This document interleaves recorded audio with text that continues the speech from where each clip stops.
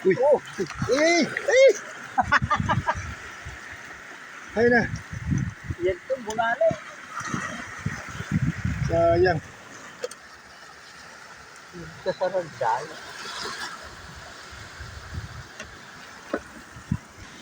Ah! Laki. Sa mga bato lang pala ito nakukuha, nakadikit. Oo. Ito yung mga nakadikit lang sa bato na kinukuha nila. Masarap din daw itong lutuin. Yan yung itsura dyan.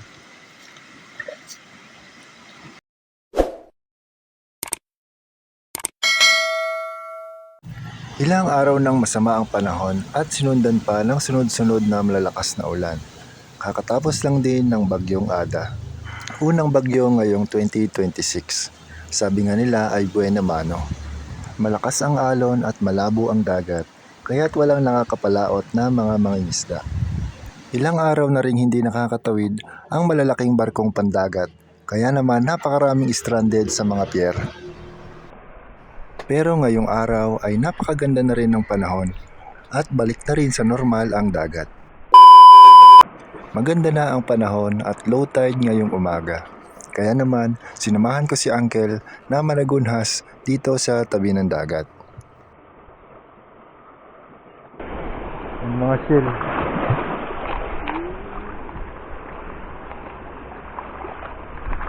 Ngayon ngayon siya.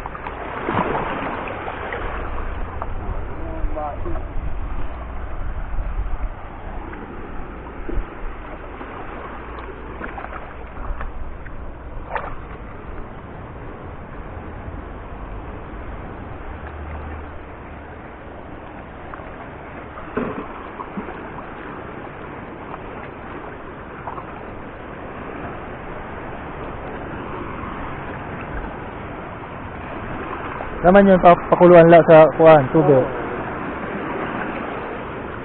Tapos, Tangan suka, lagyan suka. yung pa naman. Hindi lang pala pangunguhan ng halaman dagat ang pakay niya rito. Plano niya rin palang mangawil. Kaya ito yung mga sumunod na pangyayari.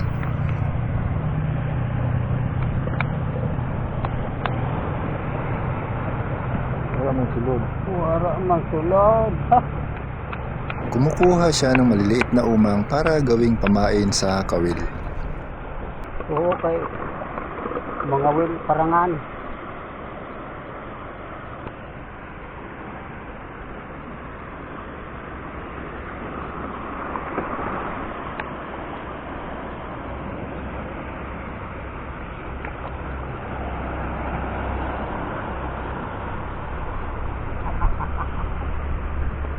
Grabe ha.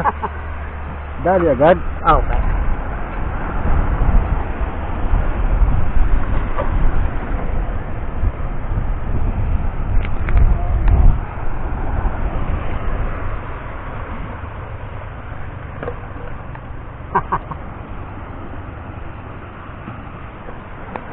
Para ka lang nanghaharabis.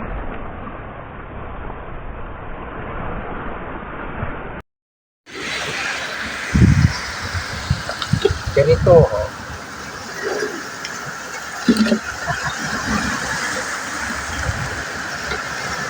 Maliliit lang ang parangan na ito at base sa kanya, kasarapan lamang itong prituhin.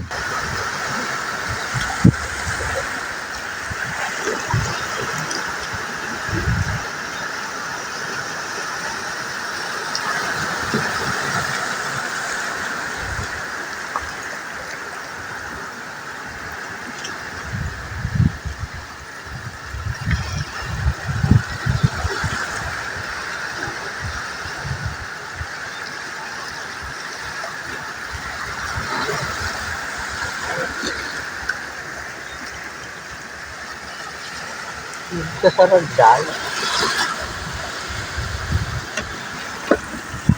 Apat na yun.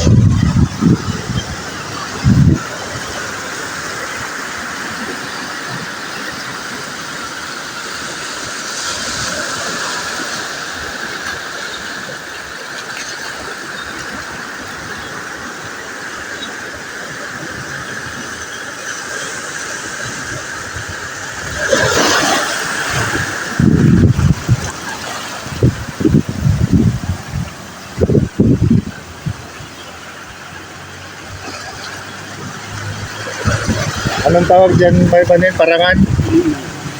Parangan. Ganyan lang pala ang huli ng parangan. Kapawil.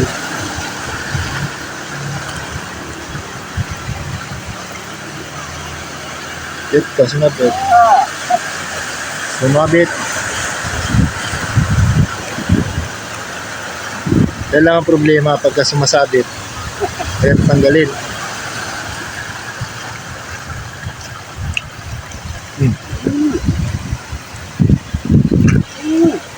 Wala pa. Kapag low tide ay nagtatago lang ang maliliit na isdang ito sa ilalim ng bato at sa mabababaw na parte ng dagat.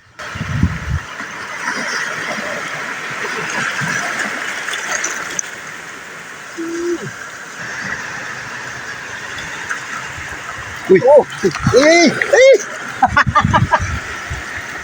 Ayun na! yan to, bunali. Sayang!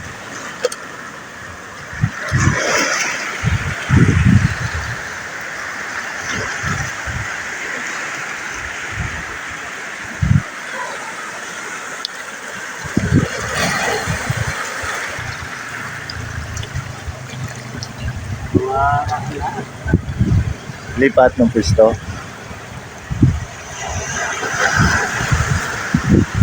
Sa isang bato lang, ito na yung nahuli. Isang parangan.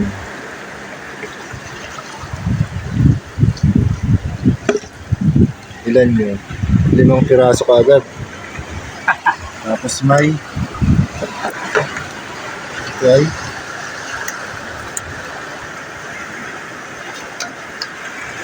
Pusa.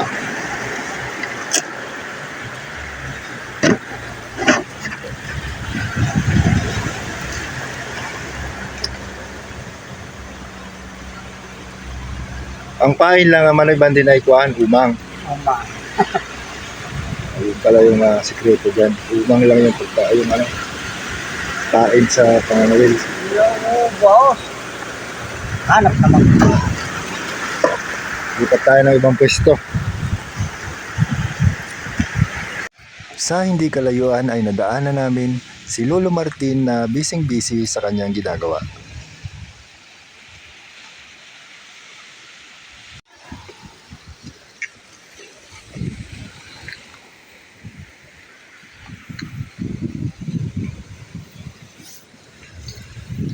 Mangawil kaliwat.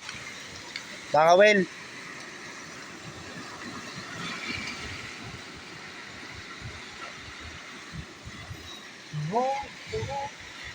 Yan doon.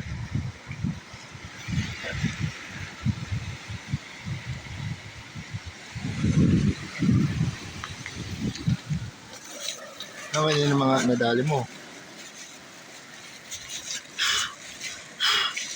Wow.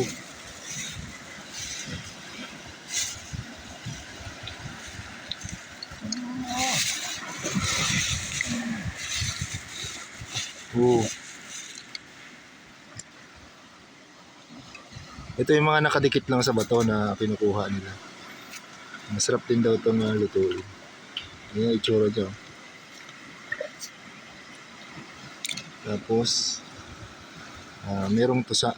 Makakuha siya ng tusa. Kumapit na yung sa ulo nyo.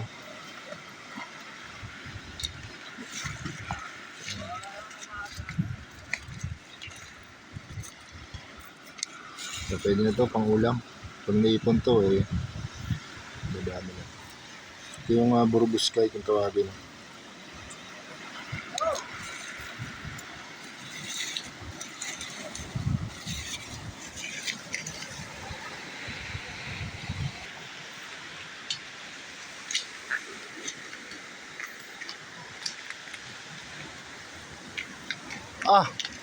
Laki.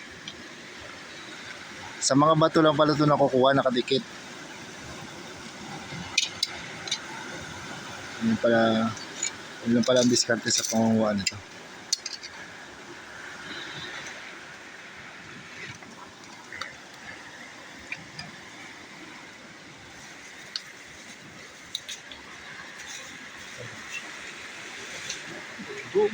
Uwi ka na? Ayun guys, medyo Uuwi na yata siya. Nakalimutan ko na mahina na pala ang pandinig ni Lolo, kaya pala hindi siya sumasagot sa mga tinatanong ko sa kanya. Samantala si Uncle ay nakikipagbuno na sa malalakas na alon. Sumabit! Sumabit na yung kanyang pangawil.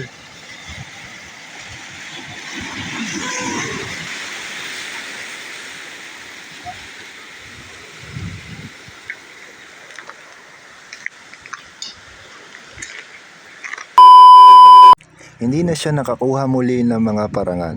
Kaya naman, tahong naman yung kanyang pinagbalingan. Lumipat na rin siya ng pwesto dito sa may punduhan ng bangka. Sa paglipas ng mga oras ay lumalawak na ang hibas ng dagat at tumitindi na rin ang sikat ng araw.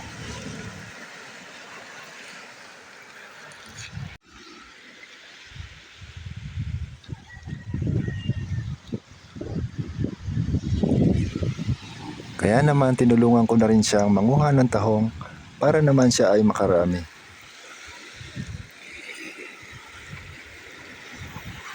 Dami na. Oo, kaya nakakadali. Nakakatsaga-tsaga.